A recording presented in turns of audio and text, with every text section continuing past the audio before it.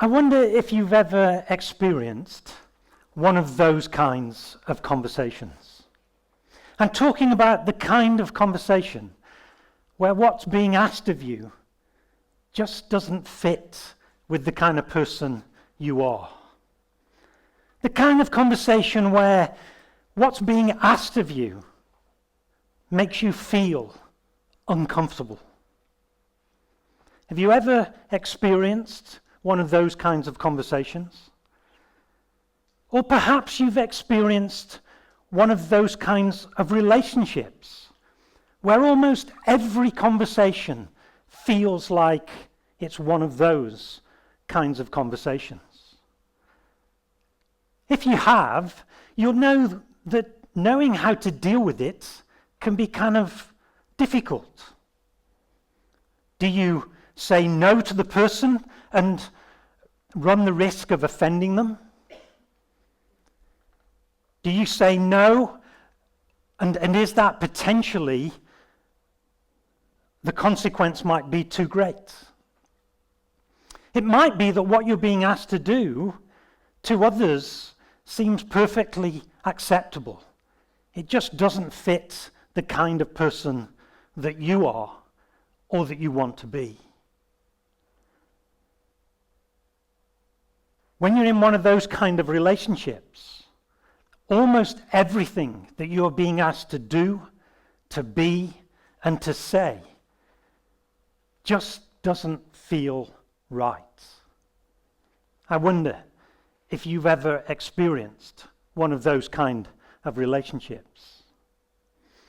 I want to share with you today a story about how I dealt with one of those kind of relationships, where almost every conversation was one of those kind of conversations.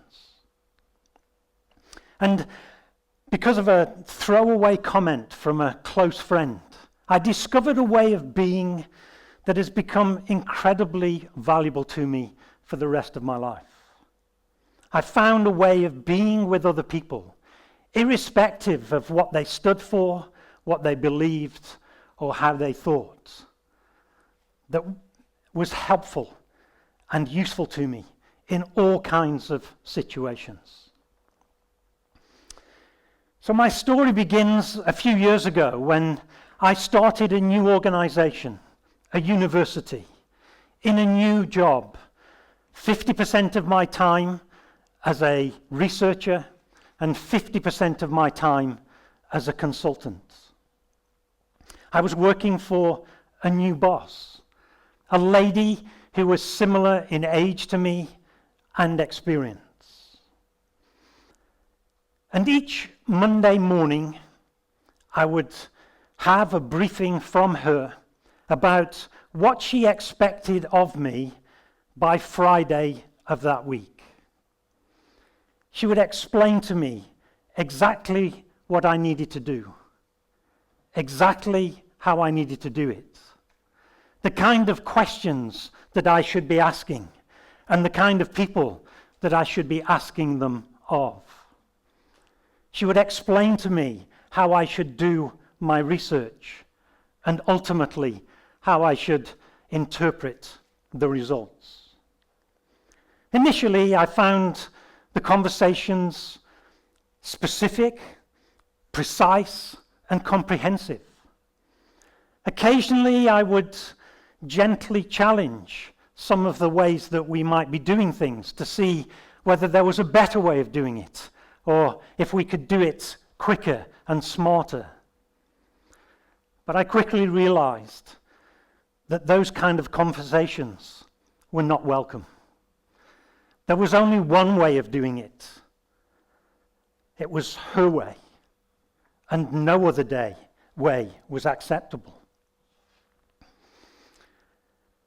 And so I started to ask myself, how could I be in this kind of relationship and remain true to myself? I found the nature of the conversations difficult. And so I started to share my experience with a very close friend, someone who I had lunch with and shared coffee with, And I explained to him what my experience of being in relationship with this person was like. I trusted him. I valued his insight. And he listened to what I had to say. He probed with questions. He reflected on my words. And eventually, just as we were about to part company, he threw away a simple phrase.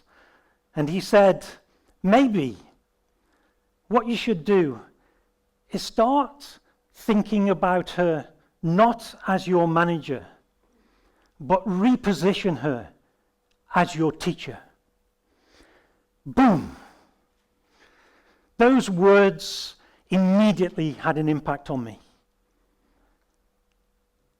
I understood what it meant to be a teacher. I understood what it meant to feel like a pupil. And I understood that one of the amazing things about adult education is not just the quality of the teacher and how they teach, but the ability of pupils to drive their own learning and discovery by how they chose to listen. And suddenly, I knew that space. I was familiar with it. And so I approached those conversations on a Monday morning very differently.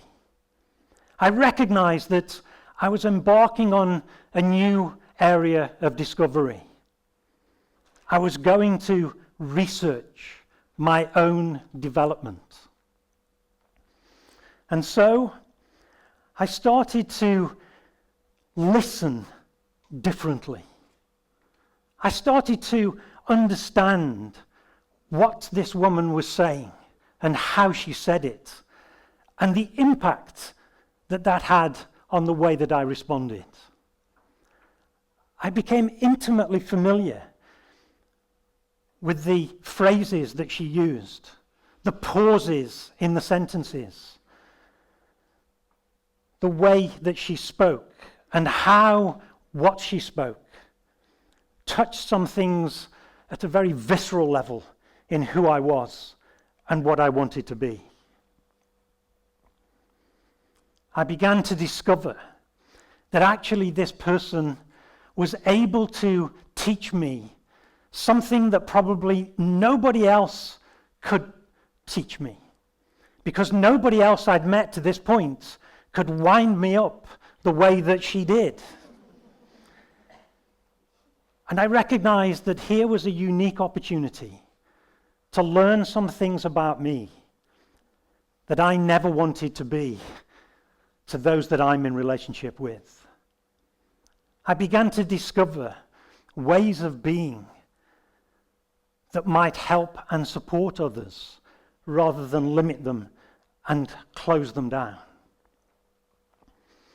And so I began to recognize in the conversations that previously had been full of angst and anxiety and frustration could be transformed into conversations of fascination, wonder, and insight.